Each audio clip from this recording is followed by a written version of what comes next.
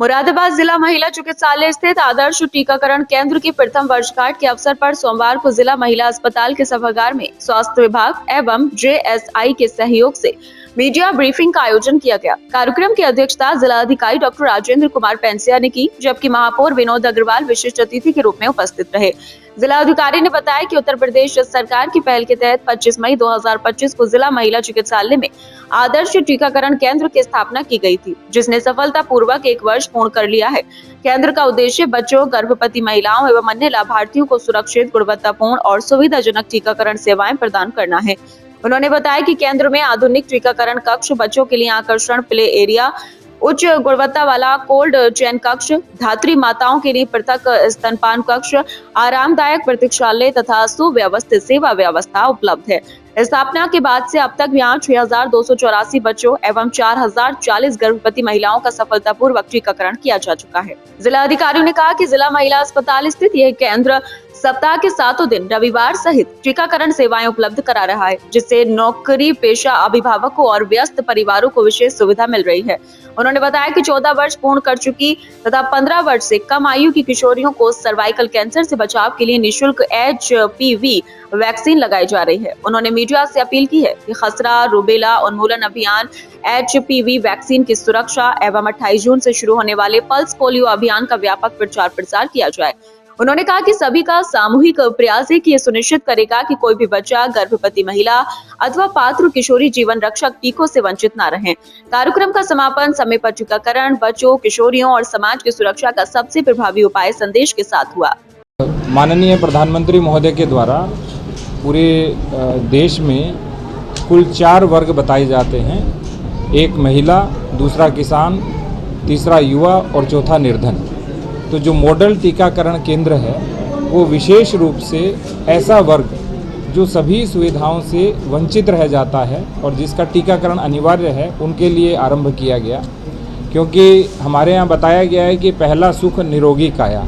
तो जो शरीर की रक्षा है वो सबसे सशक्त, सरल और प्रभावी रूप से हो, इसके लिए टीकाकरण सबसे महत्वपूर्ण उपाय है।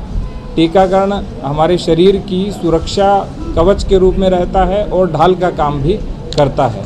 तो जो MIC स्थापित किया गया है, एक तो ये सैटरडे संडे को खुलता है, तो वीकेंड के अंदर यदि कोई वर्किंग प्रोफेशनल है या काम करने वाला व्यक्ति है वो आकर के लगा सकता है। दूसरा, यहाँ जो डिजिटली पंजीकरण होता है और इसके साथ साथ यूविन के ऊपर उसका 100% रिकॉर्ड भी हमारे पास उपलब्ध रहता है। तीसरी बात, बच्चे टीके लगने के बाद रोना शुरू कर देते हैं, तो यहाँ प्ले एरिया भी बना हुआ है, तो ताकि बच्चे थोड़ी देर खेलेंगे तो आराम से टीका लगवा लेते हैं और शांत होकर के चले भी जाते हैं। उसके साथ में एक गतिविधि होती है जिसे कहते हैं AEFI प्रबंधन। यदि टीकाकरण के बाद प्रतिकूल प्रभाव होता है तो यहाँ एक निगरानी कक्ष बनाया गया है, ताकि यदि बच्चे के बुखार हो गया, पीड़ा हो रही है, तो वहाँ पर भी जो डॉक्टर हैं वो उस चीज़ को संभाल सकें। इसके साथ साथ ब्रेस्ट फीडिंग रूम जिसे कहते हैं या लैक्टेशन रूम कहते हैं, धात्री माताओं के लिए कक्ष जो है, ताकि बच्चों को दुग्ध इत्यादि का पान कराया जा सके, वो भी बना हुआ है। हमारे ये केंद्र 3 हो चुके हैं अभी। पहला जो था वो यहाँ पे बना था 25 मई 2025 को, जिसको 1 वर्ष पूर्ण हुआ है, जिसमें हमने 6000 से अधिक जो महिलाएं हैं उनको इसका लाभ मिला है, महिलाओं और बच्चों को। 2 केंद्र PHC फकीरपुर और जो टाउन हॉल है वहाँ पे भी बन रहे हैं। और इसके साथ साथ ये जो केंद्र है, आप जब भ्रमण करेंगे तो आपको पता चलेगा कि यहाँ सुगम, तनावपूर्ण, वो तनाव मुक्त और इसके साथ साथ आरामदायक वातावरण है, ताकि कोई भी जो महिला है, किशोरी है, गर्भवती है, वो वहाँ पर आराम कर सके। इसके साथ 3 अभियान हमारे और चल रहे हैं। एक, माननीय प्रधानमंत्री महोदय ने लक्ष्य रखा है कि 2026 दिसंबर तक हमारा देश MR से मुक्त होना चाहिए।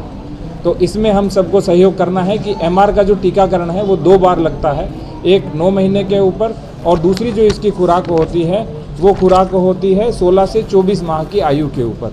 तो 2 खुराक बच्चों को अवश्य लगाई जानी चाहिए।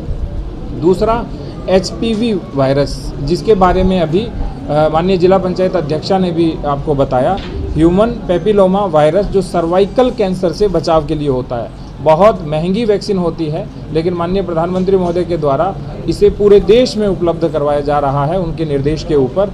और 14 से 15 वर्ष की आयु के बीच की सभी किशोरियों को इसे लगाना चाहिए और अफवाहों के ऊपर विराम भी लगाना चाहिए। किसी प्रकार की अफवाह जो फैले तो हमारा जो उत्तरदायित्वपूर्ण जो मीडिया है उसको इसकी डोर थामनी चाहिए।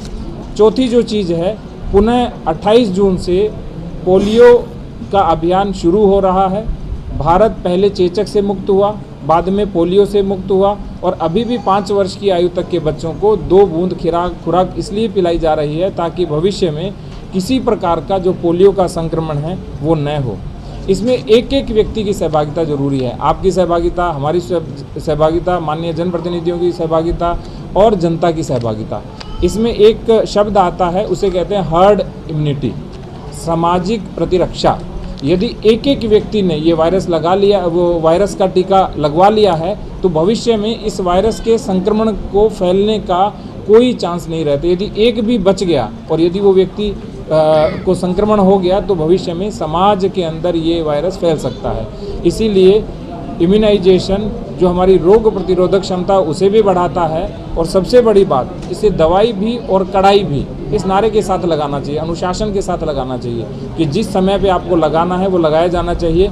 इसीलिए हमारे यहाँ पे RI चार्ट बना हुआ है, रूटीन इम्यूनाइजेशन चार्ट। उस चार्ट के अनुसार हम सभी को टीका लगवाना चाहिए। आज जो सबसे बड़ी भूमिका है वो मीडिया की है।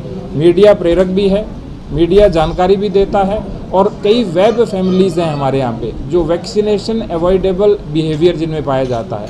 वो कहते हैं कोई अंधविश्वास के कारण या भ्रम के कारण वो लोग टीका नहीं लगवाते हैं। तो ऐसी फैमिलीज़ को भी मोटिवेट करने की आवश्यकता है ताकि हमारा देश 100% टीकाकरण से युक्त हो और हमारे देश की हर गर्भवती, हर बच्चा, हर महिला और प्रत्येक समाज का व्यक्ति किसी भी प्रकार के संक्रमण से बच सके। इसीलिए आज की जो ये मीडिया ब्रीफिंग है वो रखी गई है और मैं चाहूँगा हमारे सभी मीडिया बंधुओं से, खबर पालिका के सभी सदस्यों से कि वो आएँ और हमारे साथ MIC को विजिट भी करें।